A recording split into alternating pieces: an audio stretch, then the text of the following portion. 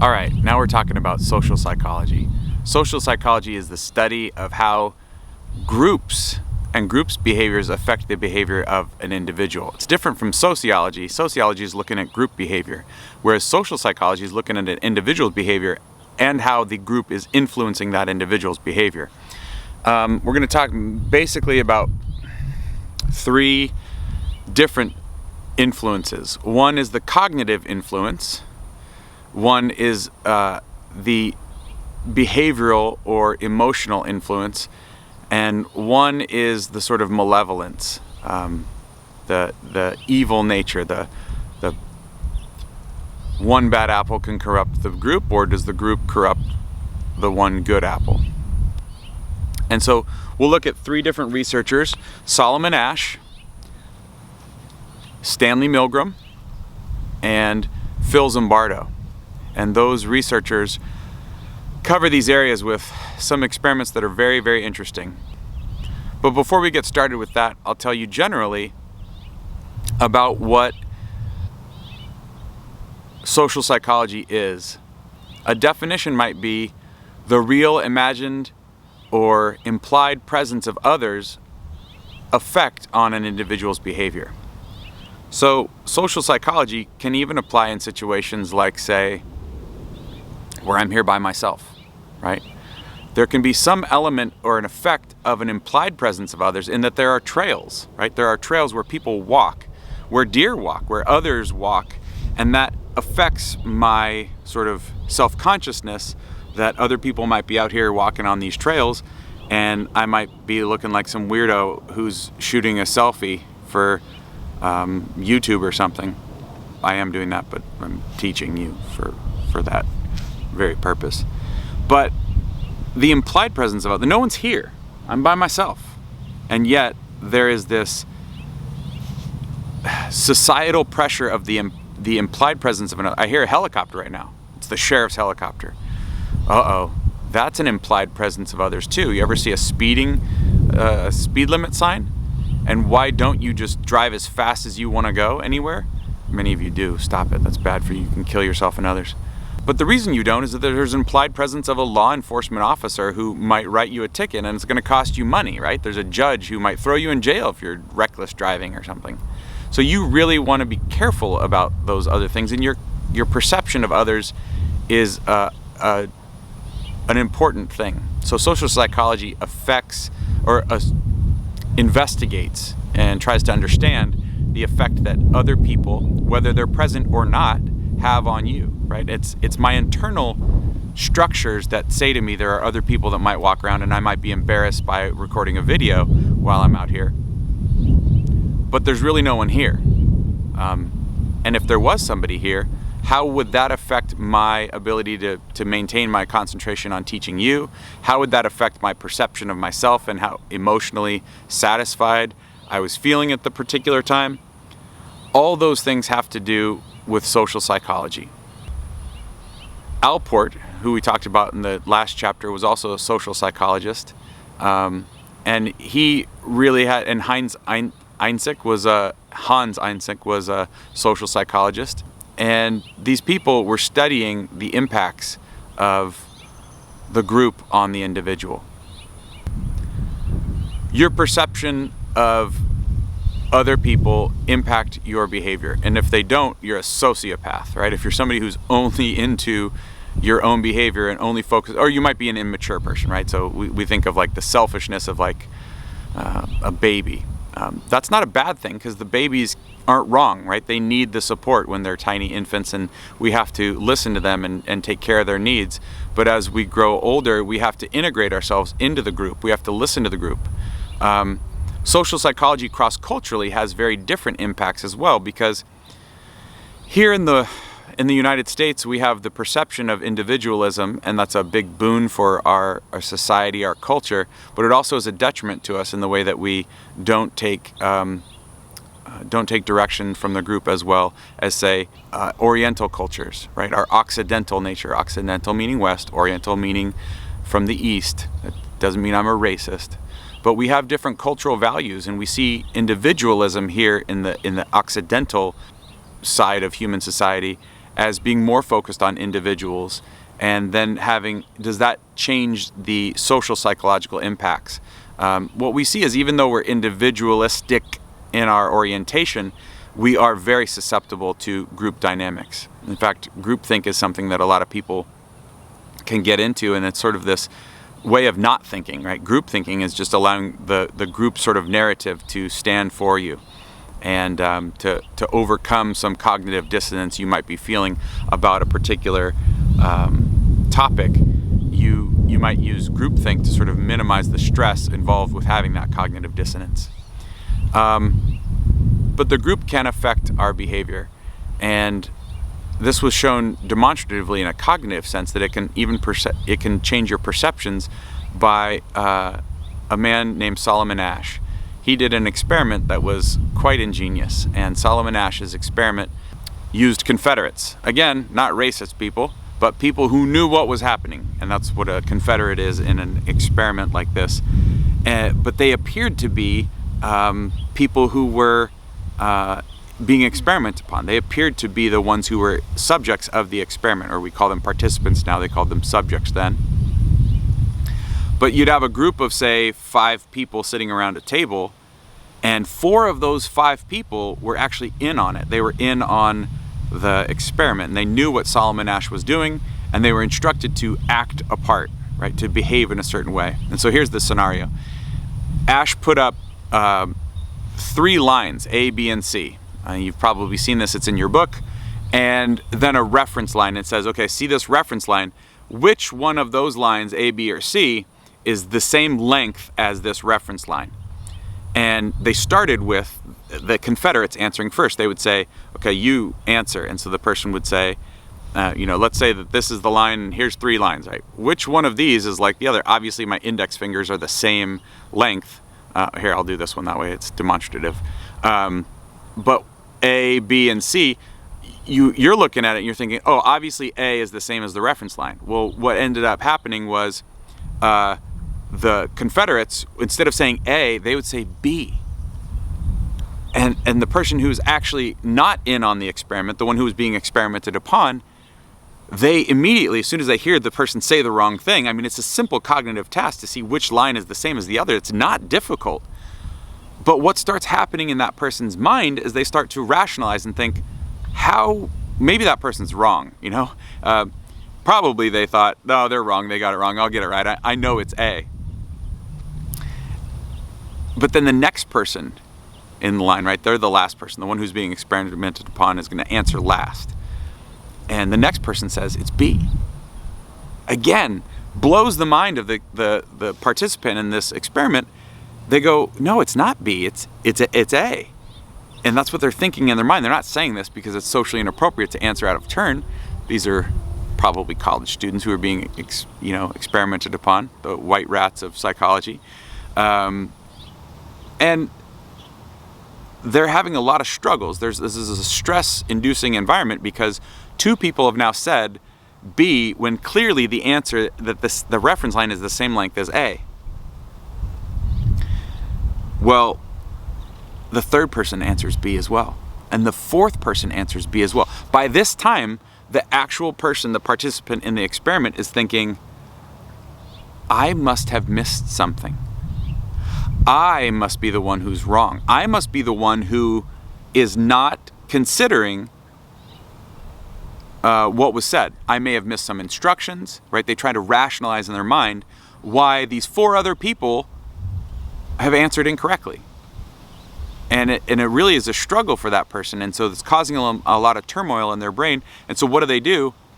Most people inevitably answer not what they thought was the correct answer, but what the group said was the correct answer. They mostly say B. When you consider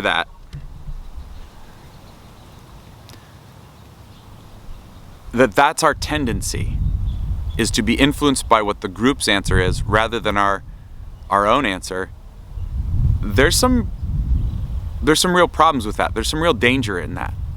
And that's why I believe that it's very important that we be careful about the way that we are reinterpreting words in our society. We're reinterpreting things we're renaming things that used to have names, that used to mean something, that now don't mean that anymore. And the use of language is a really important one because it's socially constructed. What I mean by that is that our language is socially constructed, not by groups or individuals, but that our shared use of language is how we all define what words mean. And now what we see happening in our society is that people are redefining words.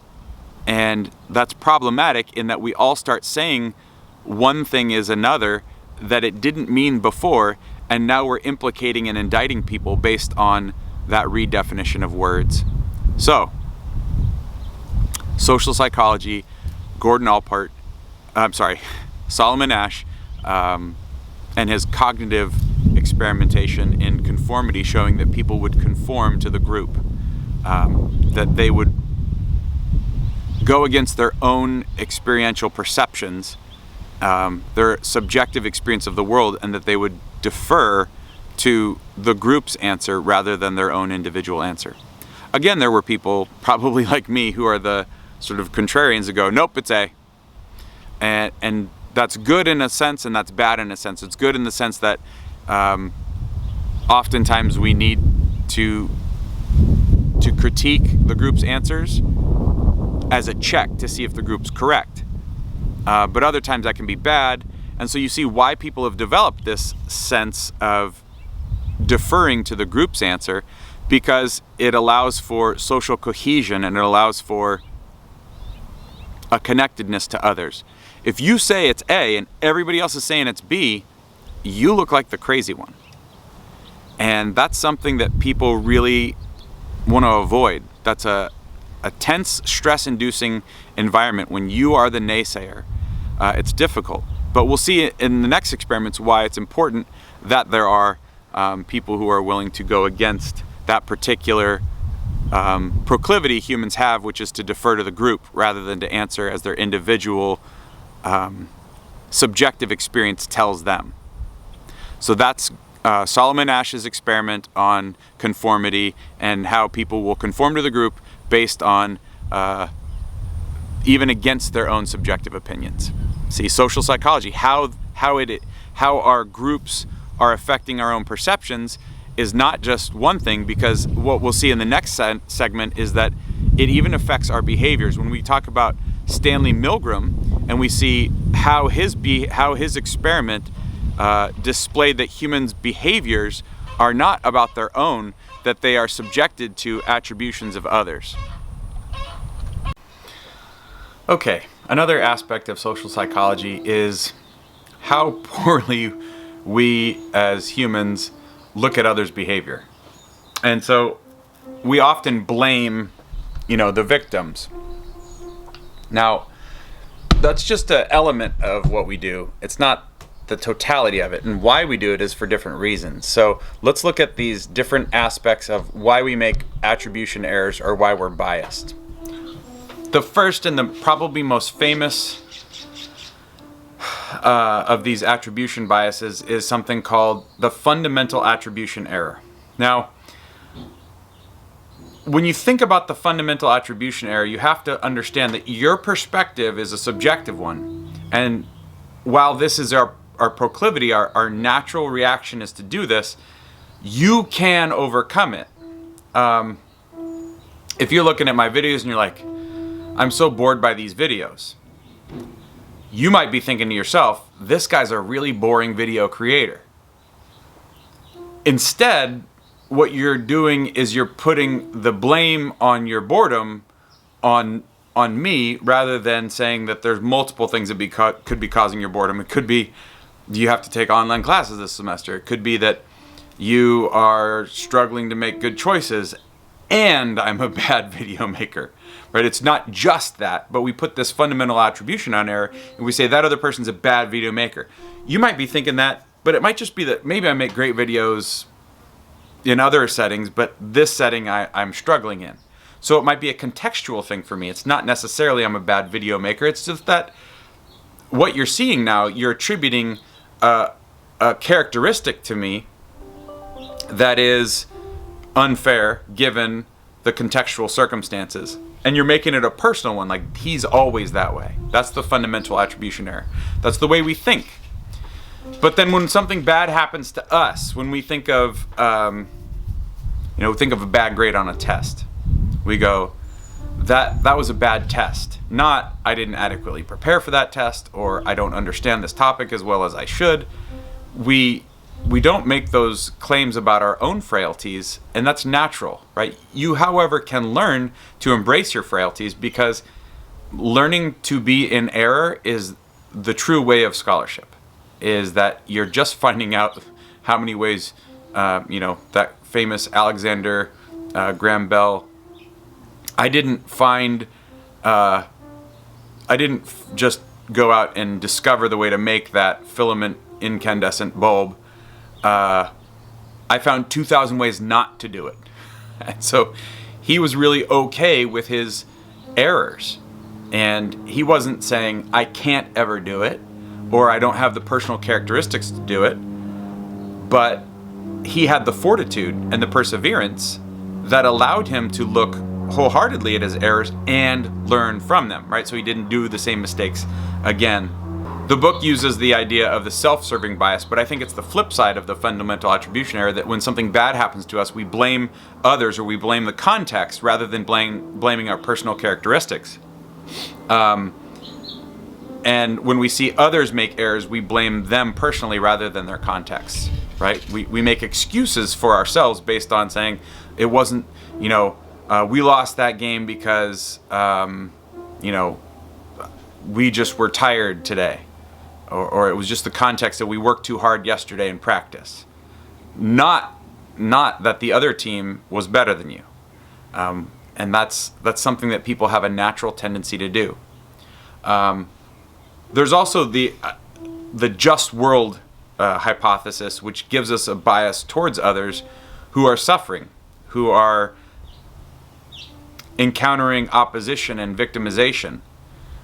This is one that's easy for us to fall into. So think of the situation now where we're considering police actions and law enforcement, and when we see a video like a police officer who is using force in excess, what we have a tendency to do, and this is a problem, and we're trying to overcome this, but we have a tendency to do, and a lot of people do this, you'll see it on people's reaction videos and on their sort of commentary right now on our social situation, is they'll say, that guy was a drug addict, that guy was drunk in his car, that guy was high on, opioids.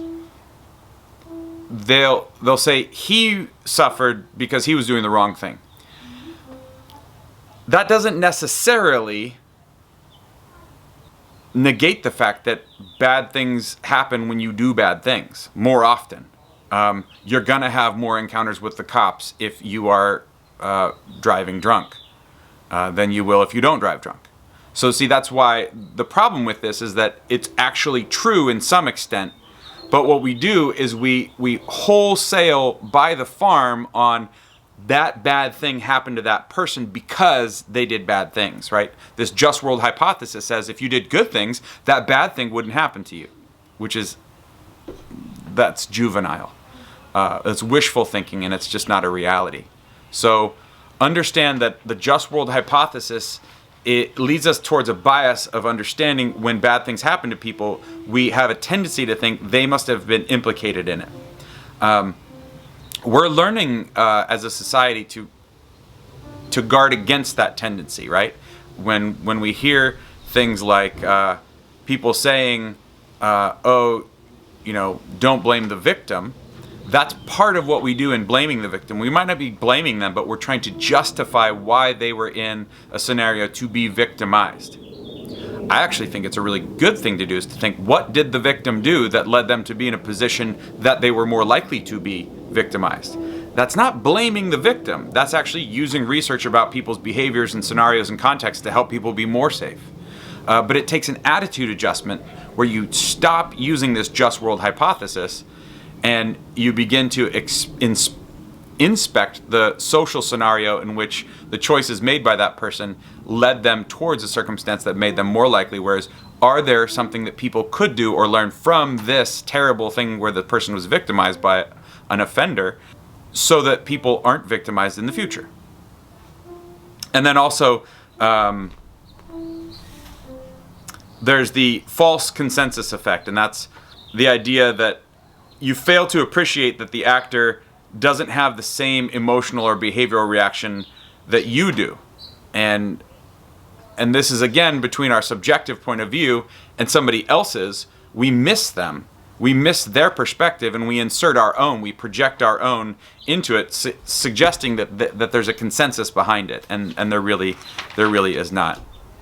Okay, let's move on to the next part, which is Stanley Milgram's obedience studies. The next topic is going to be about Stanley Milgram's obedience experiments. To set the stage, you have to go back to when Milgram, remember, he was a student of Gordon Allport at Harvard. He was now at Yale, and he was confronting some things in the post-World War II era that people really hadn't considered before, and that was this darkness, this malevolent and violent nature that was shown so brutally in the Holocaust. And I would suggest, moreover, in dropping bombs on Hiroshima and Nagasaki, that humans have a proclivity for seeking death of others. And it's something that's so shocking and so hard to take in. It's so hard to incorporate, as Jung calls it, your shadow, or elements of your shadow. Shadow's more than that. It's difficult to think about the fact that you could do that. In fact, after it was revealed what happened in Nazi Germany, millions of Jews were kept in concentration camps, labor camps, and burned in ovens, shot and buried, worked to death, starved to death, experimented on. When the US populace became aware of this, it shocked them to the core. And they did something that you probably would recognize if you remember 9/11, which was they began to think all people who shared ancestry with those evil, evil Nazis must be like them. And so there was huge anti-German sentiment. Now, Germany is not the Nazis, right? The Nazis were the Socialist Party of Germany, who won power and took power and abused it. It's not all German people. That's like saying all of America is one political party. It's not true. And neither of our political parties, despite how bad they are, as bad as the Nazi party. But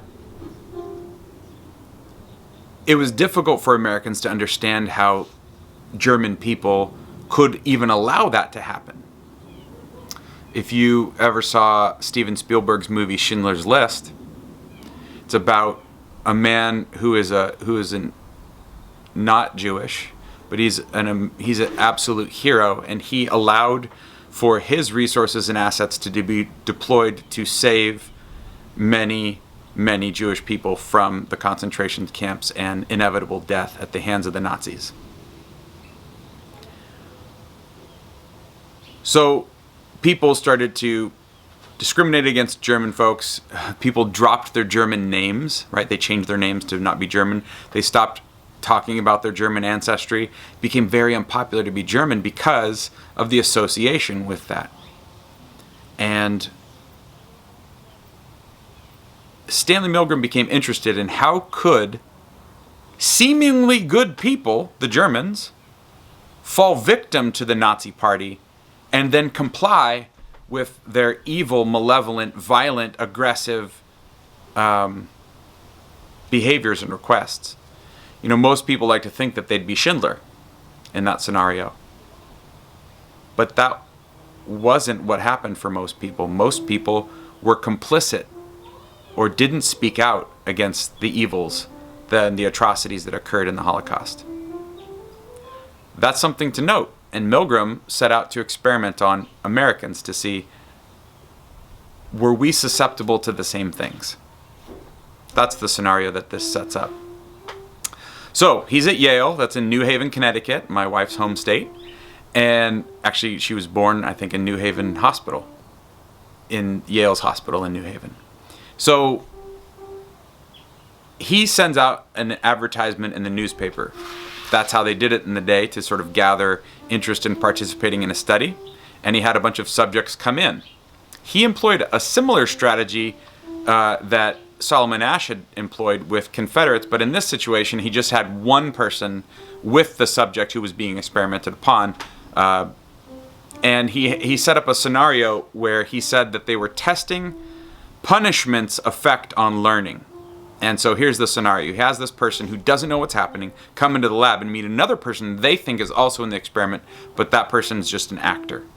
They meet this guy wearing a white lab coat, dressed in Yale regalia for scholarship and academics. And he says, I'm the researcher. I'm researching this particular study on punishment's effect on learning. You two have been asked to participate in this. And he says, you've been paid, which means they've been given the money for the participation in the study.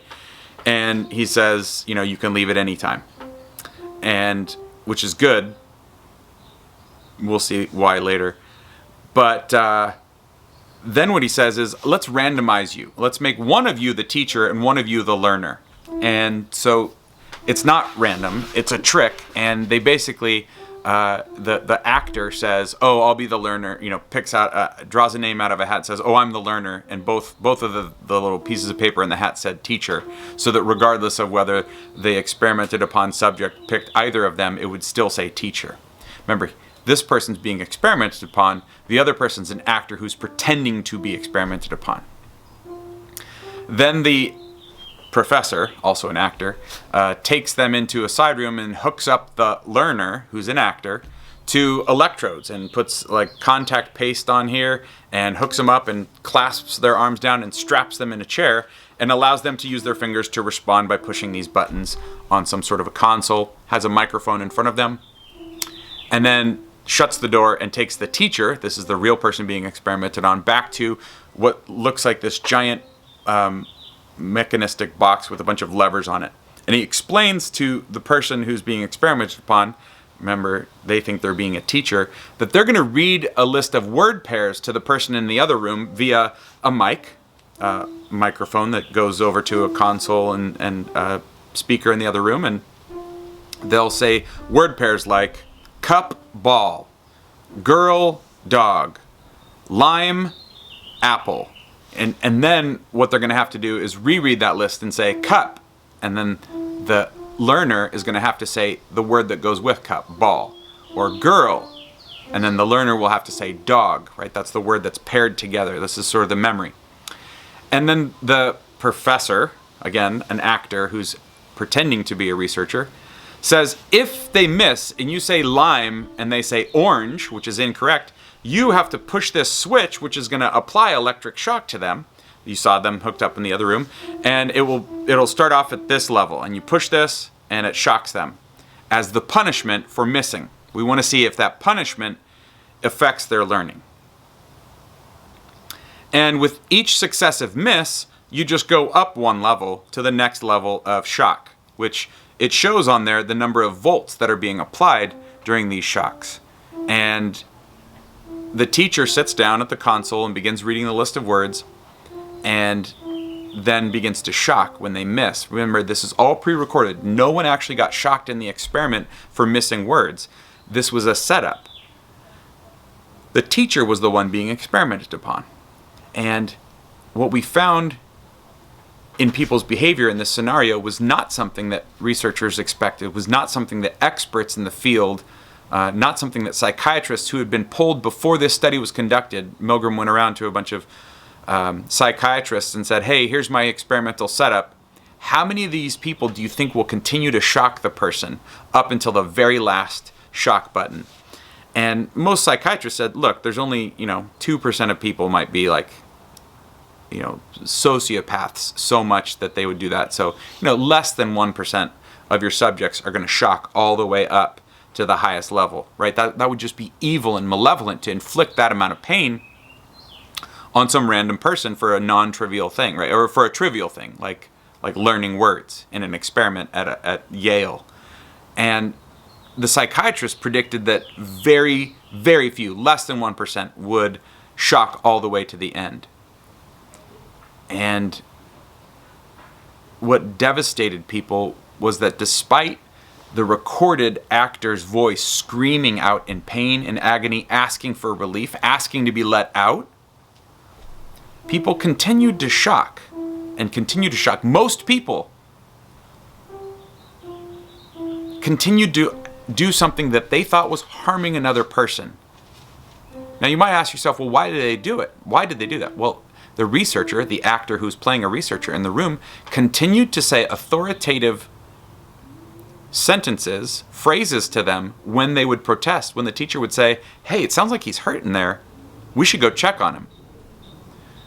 The researcher, teacher guy, would say, the researcher who was the actor would say to the teacher, the experiment requires that you continue. While these shocks may be painful, they're not harmful. He would say things like that and continuously say them over and over again. The experiment requires that you continue. They'd say, I don't want to do this. I don't want to hurt somebody. I don't want to be responsible. You'd say, well, don't worry. I'm responsible.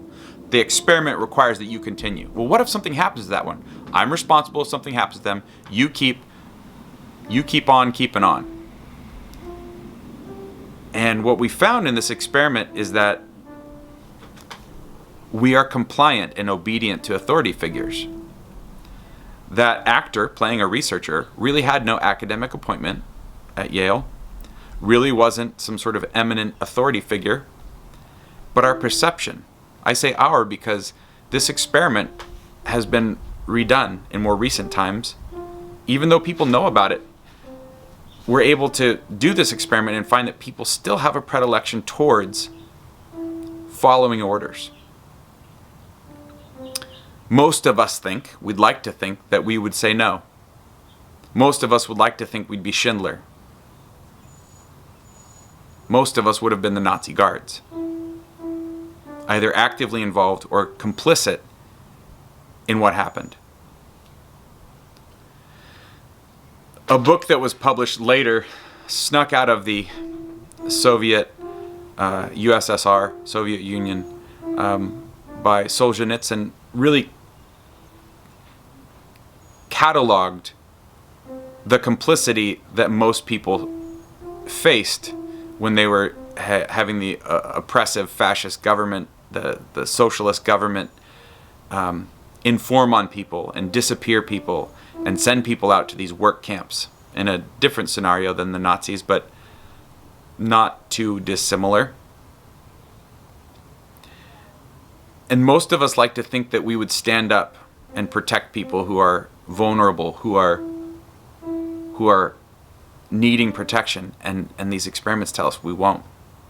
Now, not to be all doom and gloom, we learned a lot of great stuff from Milgram's experiment. In fact, we learned what can be done in order to prevent us from falling into that scenario, that behavioral pattern where we are complicit in allowing somebody to become victim of a crime or victim of, in that case, genocide, right?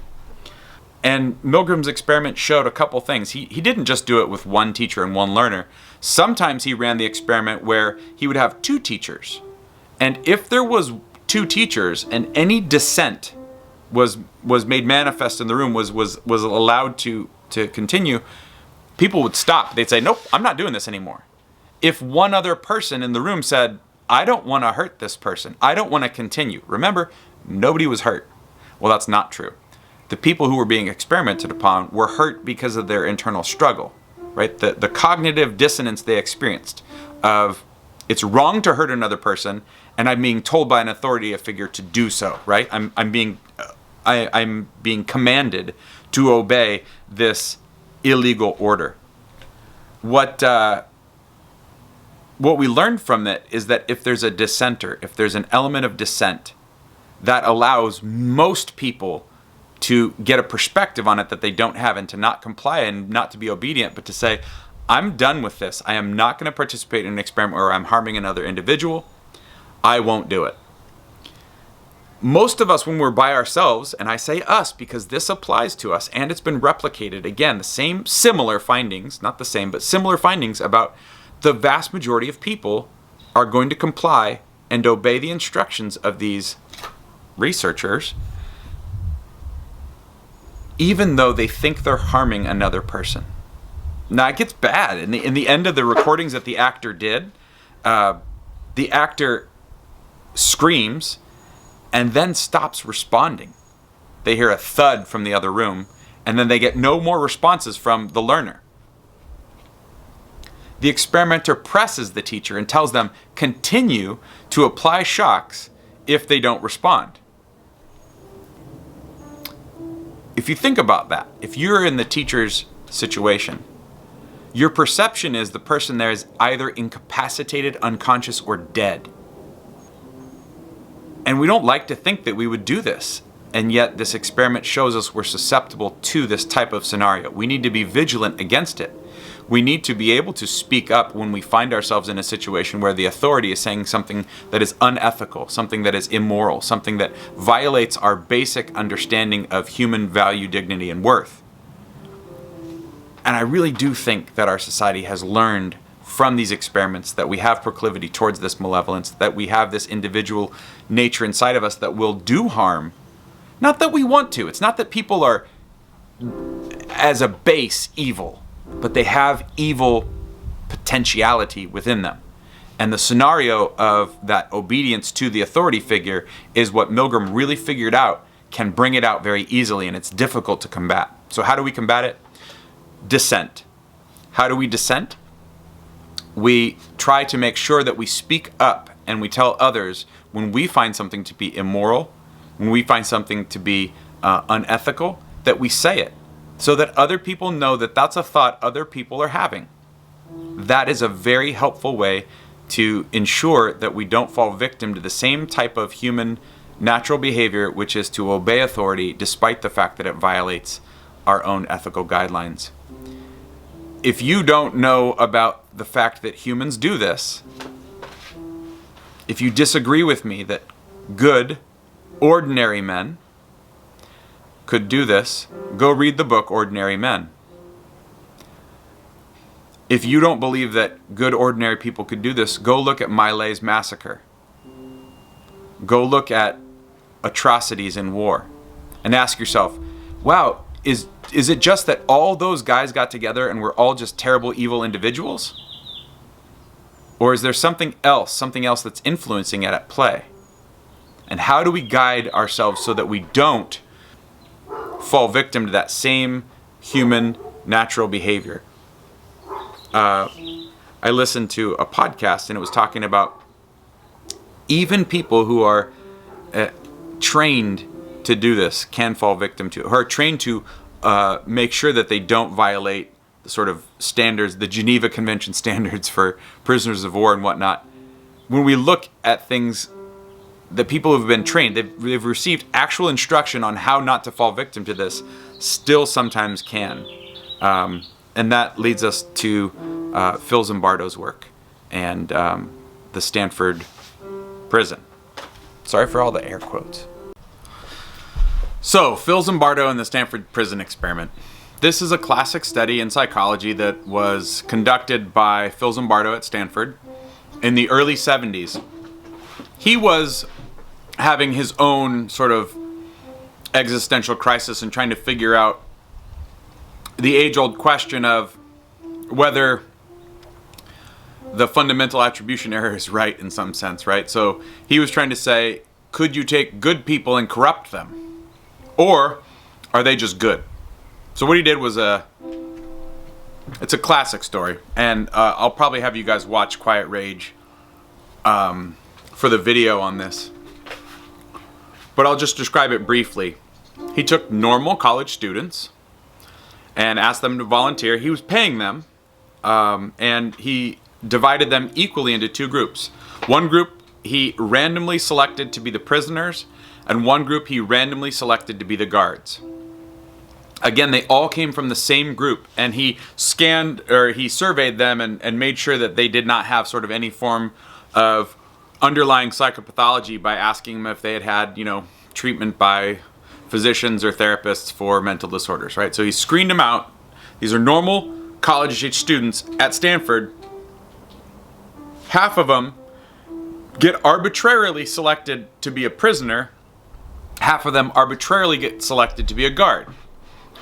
Then what he did is he retrofitted the basement of the psychology building at Stanford and took offices and turned them into prison cells, right? Put bars on the windows, put little cots in there, and made up outfits for the prisoners, which were like these smocks with a number on them, and made outfits for the guards, which were this sort of military-esque drab tan look, and gave them whistles and told them to guard the prisoners.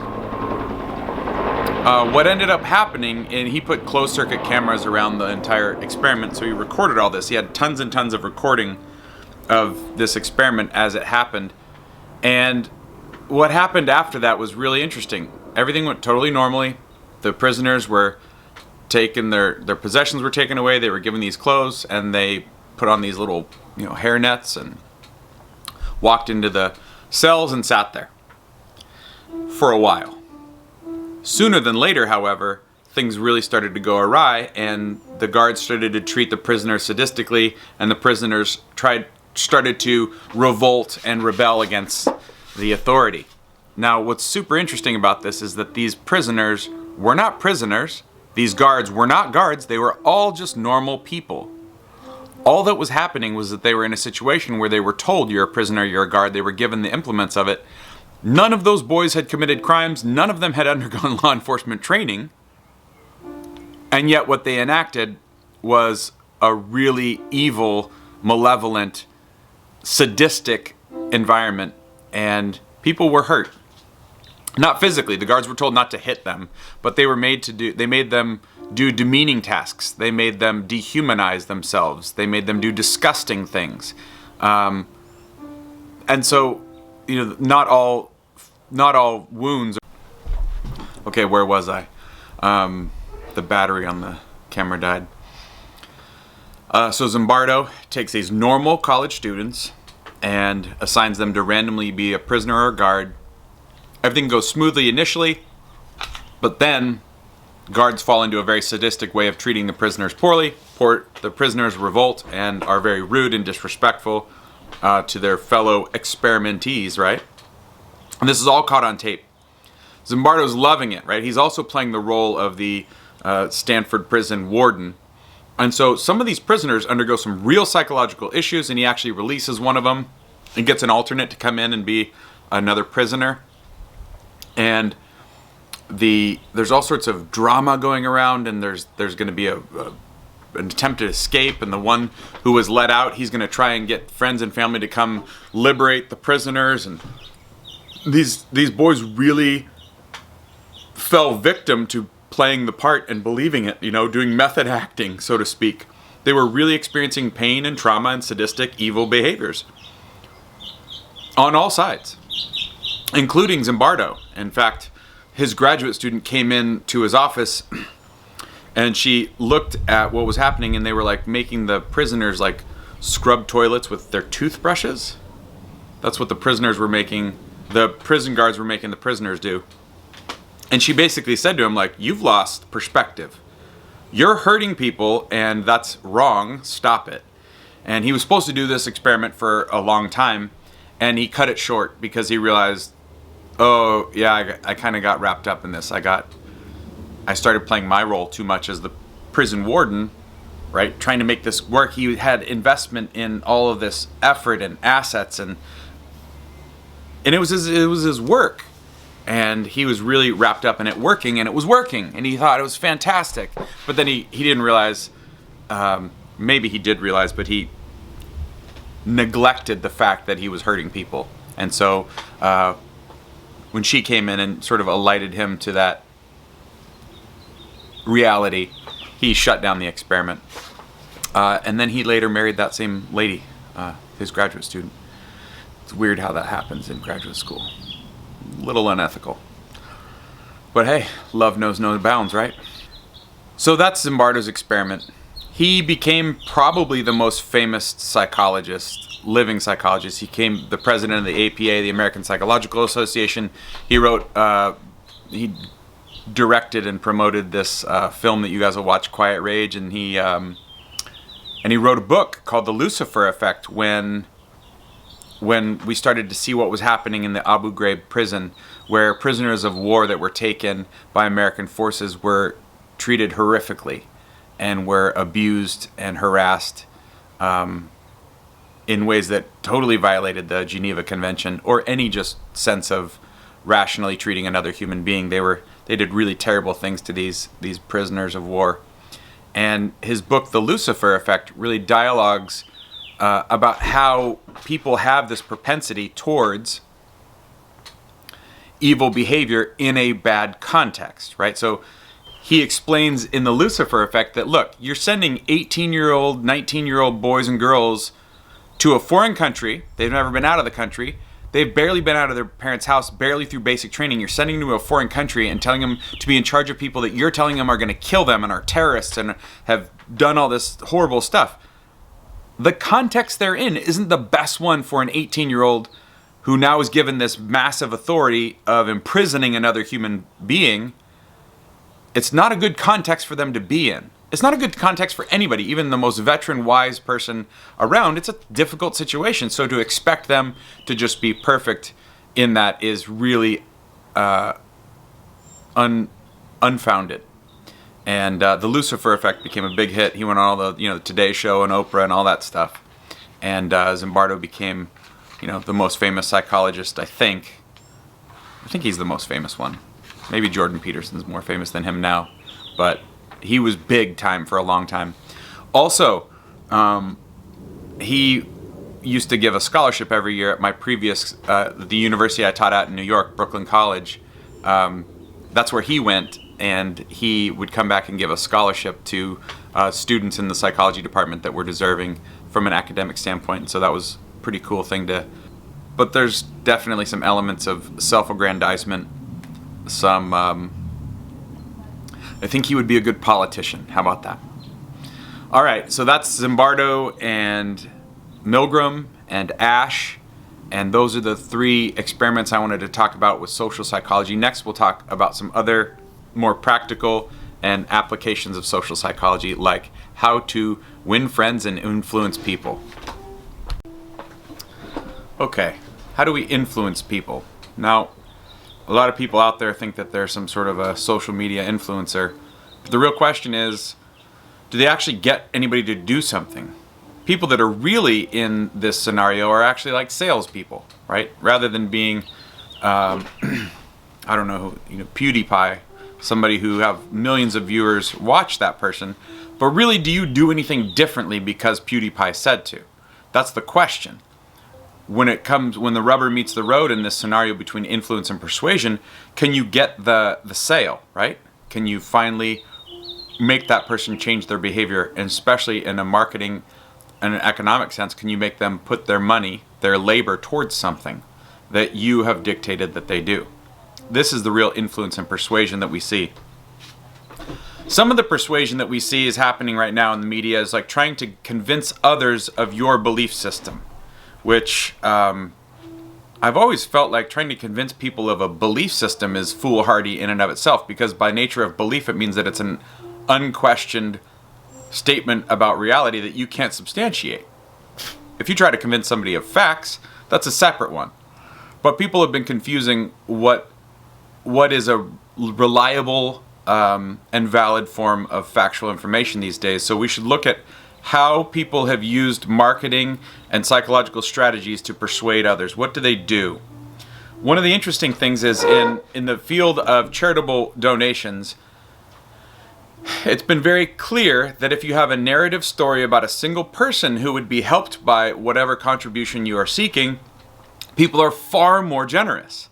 You hear this all the time from these sort of GoFundMes where somebody raises an inordinate amount of money.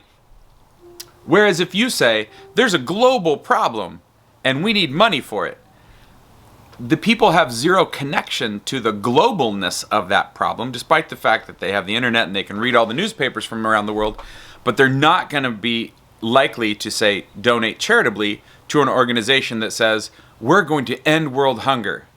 But if you say that's Drisa and Drisa's starving, look at him, he's really skinny, he needs food, give me money, I will buy him food and help Drisa not starve. That's an effective means of getting people to donate to charitable situations. There's a story, there's a person, single person. Researchers have even done this with increasing the amounts of people in the story. What if it's Drisa and Effie, is his sister, right? And what about Drisa and Effie and Jolan? And what about how many more people can I add to the story, and what will be the effect of charitable donations? And it's very strange, but the fewer, the better. If there's more, what happens is my ability to spend money to then try to think I'm helping in that scenario is diminished or watered down from the charitable giver's perspective. So that's something to do.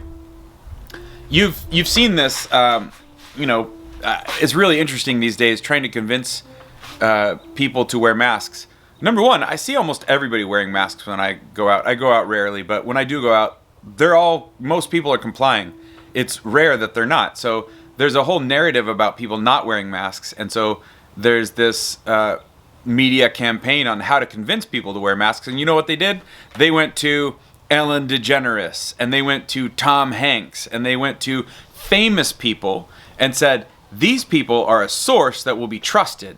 So let's get them to sort of tell people to wear masks. That's one way of doing it, is to have a source that's a trusted source. You'd think doctors, maybe epidemiologists, biologists, those would be the people that you would trust. Not Brad Pitt or Oprah. Okay, and then the next one is fear. Fear is a really good persuader. I know this because my first experience with somebody who that I had seen, that I knew that they were hallucinating. Their reality of how afraid they were of what they were experiencing as a hallucination scared me, because I was convinced they were experiencing something that was dangerous, and yet I knew that there wasn't anything dangerous in the room, but yet their reaction was so impactful to me that I felt scared. And researchers have known this for a long time. Strangely, J.B. Watson, after he abused that poor little kid, he went into marketing, and this is in the 50s and 60s, and he's really the guy who took psychology and applied it to marketing. And if any of you like the show Mad Men, the idea behind campaigns that were pulling at heartstrings and manipulating emotions, that's all because of psychologists' influence in marketing and, sort of Madison Avenue life in New York City. You have your heartstrings tugged at all the time by advertisers. They know how to do it. They've perfected it. They understand human emotion. They understand how to get you to a place emotionally where you're more likely to buy their product. One way to do that is to make you fearful. I see this all the time in political campaigns. Okay, so let me help you out. If Donald Trump is elected, we're screwed. If Joe Biden is elected, we're screwed, right? In that sense, you feel nothing. You are like, well, what do we do now, right? You have a capability of thinking outside the box. But if I say, if Joe Biden's elected, our country is screwed, you might think, oh, really? Well, I'm fearful of our country being screwed, so I now I'm going to listen to you. This method of getting people to think that you are some sort of a verifiable source because you are telling them to be afraid is ridiculous. My kids and I just watched a movie the other night called The Croods, where the dad is like, always be afraid. Never not be afraid. Always be afraid of everything, right? He's very low in openness trait. So if you guys remember the personality lecture, this is a way to engage people at an emotional level, not a logical level. If you go and you look back at advertising campaigns that were done for products this is all in like newspaper print. We didn't have sort of the internet, side ad for showing you what you should buy. But they had newspaper print, and they would have advertisements in there. And if you look at it, it was really most of the time people telling you what their product did. It wasn't saying that you'll regain your confidence if you regrow your lost hair on your head. But now, hair is unimportant. Hair on the top of your head is unimportant from a physical, biological standpoint. Not that big of a deal. But you watch these sort of advertising campaigns that they send out to people and be like, have you felt depressed about your hair? Well, no, but now I'm afraid I should be. You see, what's happening is that they're giving you a narrative of fear to persuade you to buy their product.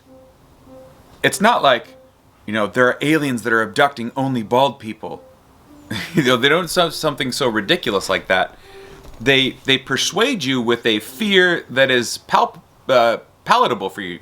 You can take it on and be like, well, maybe I have lost some confidence. That's reasonable. They don't say, if you don't buy this product, no one will ever love you again. That would be a really funny advertising campaign. I would really like it. I would like the jovial nature of the marketing director, but it's not what's going to make people buy. They're not interested in a good laugh. They're interested in actually getting the sale. And salesmen are classic for doing this with compliance orders, right? So getting people to comply with them. The techniques that they talk about in the book include door in the face and foot in the door. So door in the face and foot in the door are different in that foot in the door is you ask for a little, and if you can get compliance with a little, then you ask for more, right? And then you keep saying, well, you already said you'd give me this much. Well, how about that? Door in the face, however, is like saying, I want to sell you this product for $5,000. And you're like, I don't have that much money. That's right. You could afford this one, which is $500, right? So what I've done there is I've gone way overboard, and then I retract to get to the sale level that I want. Instead, I could say, I've got this product for $50. And you're like, yeah, okay, I'll buy that. I'll say, but that doesn't really do what you need. In fact, what you need is this $500 one. That's foot in the door, right? I've got you to comply with buying this $5 product, $50 product, and now I'm going to move you to that $500 one through the foot in the door, right? You've already agreed to something, so now I'm going to get into the house and rob you blind, because that's what salespeople do. Don't trust salespeople. They're lying to you. It's like politicians and drug addicts. How do you know they're lying? They're opening their mouth. But the door in the face is a really good one, because this shock of like, $5,000? I didn't think it would cost nearly that much. And you're like, no, that's only that one. The one that you need is only $500. These are techniques that are very useful in sales to get people to comply. And if you talk to salesmen who go to people's houses regularly and are just, out there hustling, these are incredibly effective sales techniques. They're taught, they are utilized, and they work. Not all salespeople are horrible people. Not all. There's a classic story that says, I think it's, one of these funny guys from the past, like Mark Twain or somebody like Groucho Marx, tells the story, and he says, this really rich man says to a woman, would you sleep with me for $1 million? And she's like, yeah. This is the story of, if you've ever seen Indecent Proposal, great film. Not a great thing to do. You shouldn't sleep with somebody for money. But the rich man says to the woman, would you sleep with me for $1 million? And the woman says, yeah, I would. And then the rich man says, all right, well, what about for 1,000? And she's like, no, what do you think I am? And the man says, well, we've already established what you are. Now we're just arguing over the price. Again, that's that sort of a funny thing where it speaks to a truth about us, is that if we agree to something and comply, then we're in a negotiation between two peoples. And we have to be aware that we're susceptible to developing a relationship with somebody that we might not want to develop a relationship with. Somebody shows up to your door and asks you to buy something. Why do you have any relationship with them? Somebody came to my door the other day and was hawking religion. Was hawking my religion. It was super interesting because I was like, okay, cool, man. There was 3 of them, and I'm like, great, God bless you. Go for it. But they kept standing there, and they kept trying to persuade me to say something that they wanted me to say exactly. And I kind of got to the point where I said, I'm not going to comply with you. And have a good day. Because I didn't need them. They didn't have something I needed. I think I already have what they were offering. And I didn't need them to offer it to me. And they didn't get that idea. And they had some other idea about what they were trying to sell me. And I wasn't complying with them. They got upset with me. Mostly because I was telling them what they were saying was wrong, which is a difficult thing to do. We oftentimes want to be nice to people. You guys know I'm not nice. I'm the disagreeable guy, the skeptic, right? So it's not hard for me to do that, but I did realize the impact I had on them, and I wish that they didn't have that experience of it.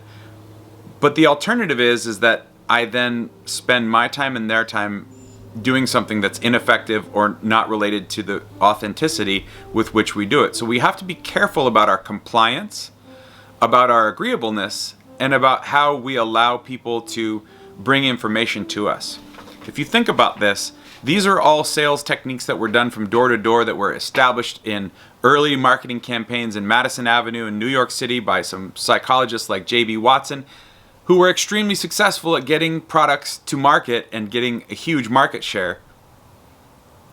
Now we have an even more dangerous situation. Such a dangerous situation where the products that you're seeing, the advertisements that you are seeing, are being literally catered to you statistically based on the things that you do and based on huge data sets. Huge data sets that have been compiled and now are being employed and sold to be able to influence you, to be able to persuade you, to be able to make you comply with their behaviors, not you to purchase products that you like and want and work for money to afford those things. We should be aware that humans have this nature by which we are susceptible to all of these influences.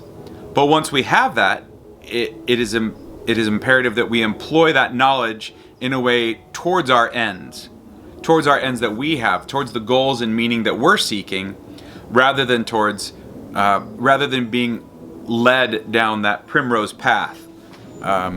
So be careful. Be careful what information you allow in. Be careful about the advertisements that you allow yourself to see, because the subtleness with which these compliance happens are not something that we're typically aware of. Okay, so that's social psychology. Wonderful thing. Humans are the ultra social species. We need each other. It's wonderful to be in groups of people. It's healthy.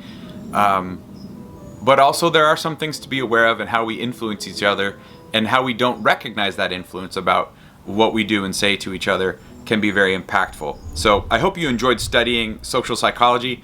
It's the thing that I had the least experience with before I started teaching psychology, but then it's the thing that I've just become absolutely enthralled with since. I love that show, What Would You Do?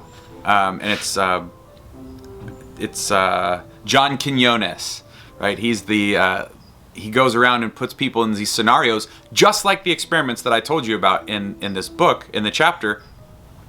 He does it in real life, and ABC sets up these scenarios and asks the question, what would you do?